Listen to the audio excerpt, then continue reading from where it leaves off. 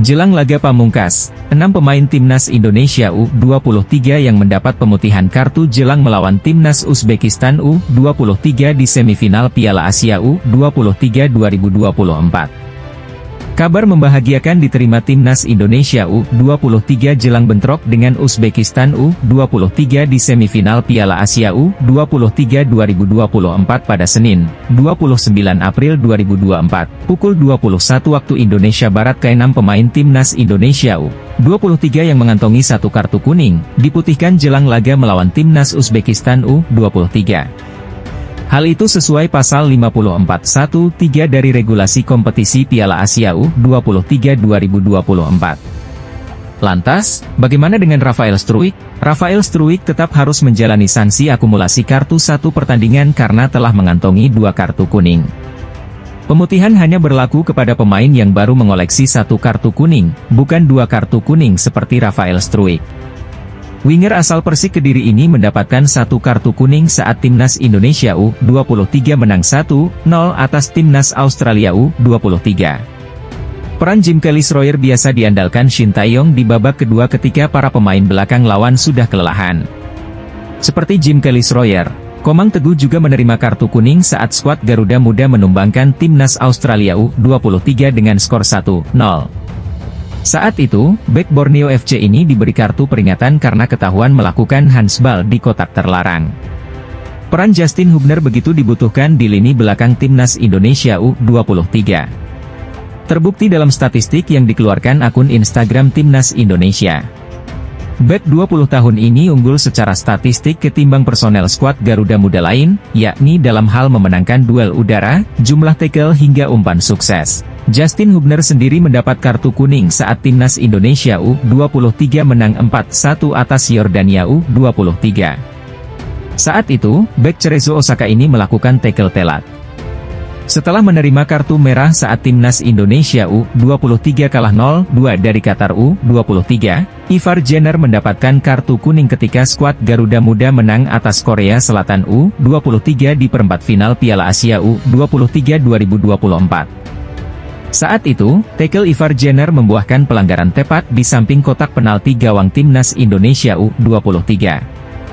Beruntung, sepakan penyerang Timnas Korea Selatan U23, Jeng Sangbin, masih melambung di atas mistar. Hernando Ari ternyata mendapat kartu kuning yang luput dari perhatian banyak orang. Ia mendapat kartu peringatan setelah melakukan selebrasi tepat di depan pemain Timnas Korea Selatan U23, Lee Kang-hee, yang baru saja gagal mengeksekusi penalti. Rizky Ridho merupakan bek andalan sekaligus kapten Timnas Indonesia U23. Bek milik Persija Jakarta ini menerima kartu kuning ketika dianggap wasit Nasrullah Kabirov melakukan pelanggaran kepada pemain depan Timnas Qatar U23 di kotak penalti Timnas Indonesia U23. Setelah blunder di atas, Rizky Ridho tampil kukuh di lini pertahanan Timnas Indonesia U23. Berkat bantuan bek 22 tahun ini, Timnas Indonesia U23 mencetak sejarah yakni untuk pertama kalinya lolos semifinal Piala Asia U23. Pelatih Uzbekistan Timur Kapadze akui Timnas Indonesia U23 akan menjadi lawan sulit di semifinal Piala Asia U23 2024, Senin, 29 April 2024. Duel Indonesia versus Uzbekistan akan digelar di Stadion Abdullah bin Khalifa, Qatar. Kick-off pertandingan dimulai pukul 21 waktu Indonesia Barat. Jelang pertandingan, Kapadze enggan meremehkan Indonesia yang sukses melaju ke semifinal usai menyingkirkan tim unggulan Korea Selatan. Kami senang bisa mencapai semifinal.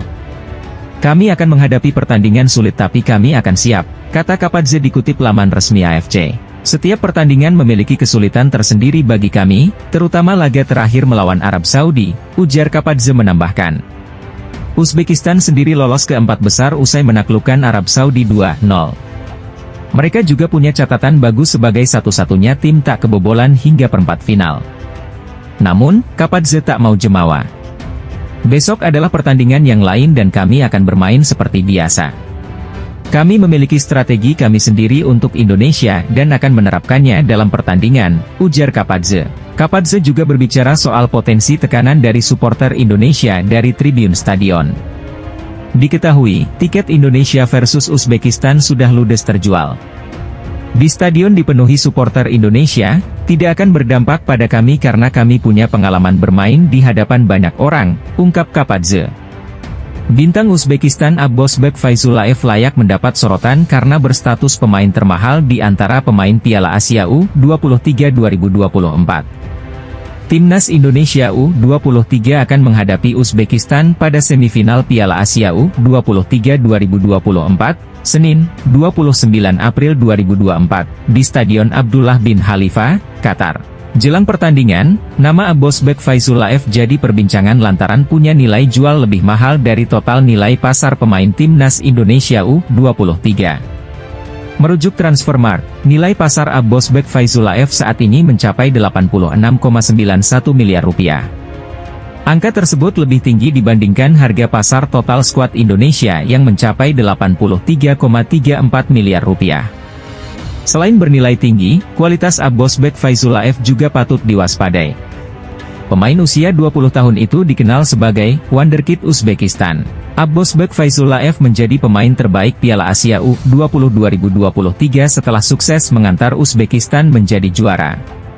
Setahun sebelumnya, Faizullaev dan kawan-kawan jadi runner-up Piala Asia U23.